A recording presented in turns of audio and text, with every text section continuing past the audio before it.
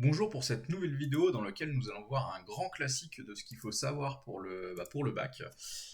Puis pour votre scolarité de manière générale en physique-chimie, il faut savoir convertir des kilomètres-heure en mètres par seconde.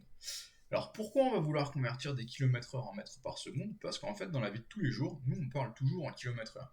Que ce soit pour conduire sa voiture, vous dites je roule à 60 km/h.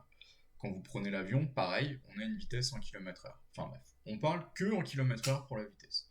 Mais en physique, c'est pas le cas. En physique, on parle en mètres par seconde. Alors pourquoi? C'est pas pour vous ennuyer, c'est simplement qu'en physique, on a une unité, ce qu'on appelle les unités du système international. Et les unités du système international en physique, pour les distances, ce sont les mètres, et pour les durées, ce sont les secondes. Donc finalement, on n'a pas d'intérêt à parler en heures ou en kilomètres, puisqu'on utilise le mètre et la seconde dans les unités du système international. Bon, maintenant que ça c'est dit, on peut attaquer. Donc, dans 3 minutes, croyez-moi, vous saurez vraiment toujours, toute votre vie, convertir des kilomètres-heure en mètres par seconde. Et si vous avez oublié comment on fait, je vous donnerai la technique pour retrouver rapidement le facteur de conversion. Donc, on va partir. On veut convertir des kilomètres-heure en mètres par seconde. Alors, petite parenthèse, j'ai écrit mètres par seconde. Probablement que dans vos exercices, ça sera plutôt écrit de cette manière-là.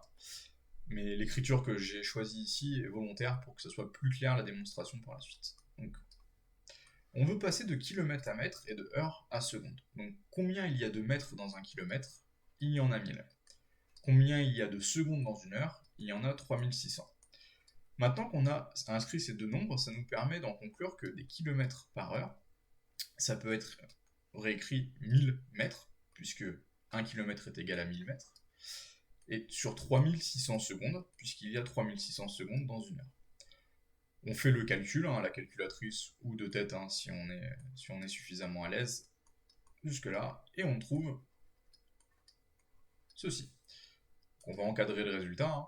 Donc en fait, si vous avez une vitesse qui vous est donnée en km/h, il suffit de la diviser par 3,6.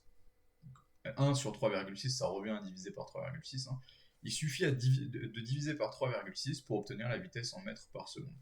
Donc on va prendre un petit exemple pour voir ce que ça donne. Admettons que vous rouliez en voiture, et puis on va prendre, vous roulez à 72 km/h.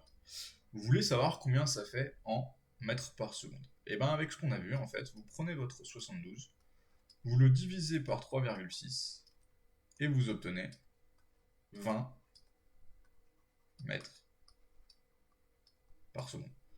Voilà, finalement, vous savez convertir des kilomètres-heure en mètres par seconde. Félicitations. J'espère que cette vidéo elle vous aura plu et que vous avez appris quelque chose ou revu quelque chose. N'hésitez pas à me le dire en commentaire si c'est le cas. Bonne journée.